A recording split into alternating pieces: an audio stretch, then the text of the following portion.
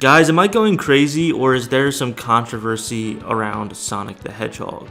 Now, I know this is quite vague, and there's always some sort of controversy around Sonic, whether it's a specific game, a fan artist, or something of the like. The passionate Sonic fan base always has something that they're talking about, whether it's praising or condemning something within the franchise. But when it comes to this specific thing, I am quite confused. Hello everyone, I'm OCDsaster, and this is OCDsaster Blue, my Sonic exclusive channel, where everything we do here is Sonic related. So that sounds like something your speed, consider subscribing and checking out some other videos after this one. I want to talk about something specific, and that is Sonic Racing CrossWorlds. You see, the game's been out for quite a while now, and we are still getting content. We're getting free DLC characters. We just got one, Arlene, from Puyo Puyo, and we're still awaiting the remaining Season 1 pass of paid DLC characters, the collaborative racers, so to speak, the Teenage Mutant Ninja Turtle and avatars of it all. We have not yet gotten them. But I'm seeing some discourse around the game involving the CrossWorld tracks. For those of you that are unaware, Sonic Racing CrossWorlds has a unique mechanic in which the second lap will teleport you to a different track aside from the one you originally started in, and this is called a CrossWorld track. As you go through the travel ring, you go over into this CrossWorld track and you do that lap, and then you go back to the main one. So laps 1 and 3 are the same, lap 2 is different. And when the game first teased and released trailers, I was praising this mechanic. I think it shakes up the mascot racing genre. I think it adds a level of spontaneity, and it has a diversification of the gameplay in which you won't always play the same race or same track, because there will be a rotation. People vote. Whoever's in first place gets to choose where they go in the travel ring and what cross-world track they're doing. And I've very much praised this mechanic before the game even came out, because I think it keeps the game fresh, it keeps it new. But it looks like some people are starting to falter with the cross-world tracks and are starting to complain. And I wanted to break that down a little bit because I find it very interesting.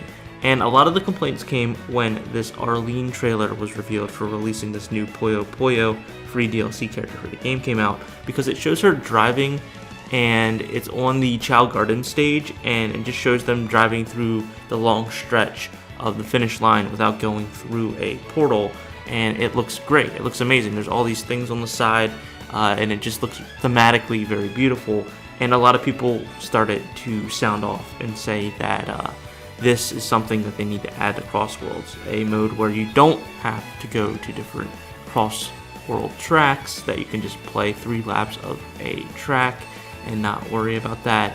I will say it is quite annoying that when you do time trial, you go through a travel ring just to be on the same track that you're racing on. So for time trial, this is quite annoying. I don't know if they can go back retroactively into the game and fix this. That's the thing that I would agree on, is that when you're doing time trial, it is very silly that you go through a portal that takes you right to where you're already at. That kind of takes away from the immersive experience. However, when it comes to online play, I don't think that this is even possible from a design and development standpoint, nor do I think it's actually valid. I think CrossWorlds has a lot of mechanics going for it, but the biggest gimmick is traveling to different tracks. And if you don't like that, I think that bolds a bigger question, and it's not, oh, we don't even want to do it. It's the lack of CrossWorlds that you can go to. If you play the game a lot, you go to the same ones again and again and again. There's a meta. People choose certain courses that they like over and over again, and I think it's become a little bit stale as the game has progressed and been played over and over and over again. And I mentioned this in a previous video that I do think we should get more tracks. I do think we should get full-on new stages, and also some cross-world stages to mix things up, because it's getting stale. I once praised this mechanic for being something that keeps everything fresh and new every time you go onto the race course, but if you are one of those people that play this game regularly, then things just all of a sudden become stale and stagnant for the most part.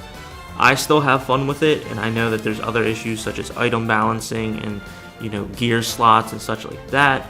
But for the most part, as a casual Sonic CrossWorlds player, I'm even starting to get a little bit tired of the monotony when it's just going to the same 2 or 3 CrossWorld tracks every time you jump into a race. I don't agree with folks saying that they should take away CrossWorld tracks altogether, but I do see why people are starting to turn a little bit on this. And this has only been the first year of the game being released, and I think Sega and Sonic Team really need to think, if they want this live service game to continue its growth and development, that they need to start reinventing the wheel a little bit when it comes to content roadmaps, when it comes to free DLC launches, and stuff such as that.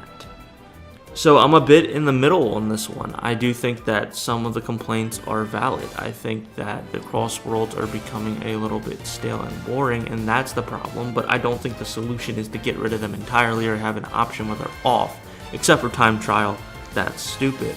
However, I do think it would be great if Sega and Sonic Team can start releasing some CrossWorld tracks as free DLC along with the free DLC characters. Maybe it's even themed around those DLC characters, or they trickle it out with the next season pass, if they are even doing a season pass 2 for the collaborative racers. But that's all speculative and for another video. With that being said, guys, I want to know your thoughts and opinions down below. Are you getting bored of Sonic Racing CrossWorlds? Do you agree with the criticisms and the quote controversy that, you know, the game needs to not have CrossWorld portals? Do you agree with my solutions? I want to hear all your thoughts and opinions, solutions down below. And with that being said, I'm OCDsaster, and I hope you have a super Sonic rest of your day. See ya.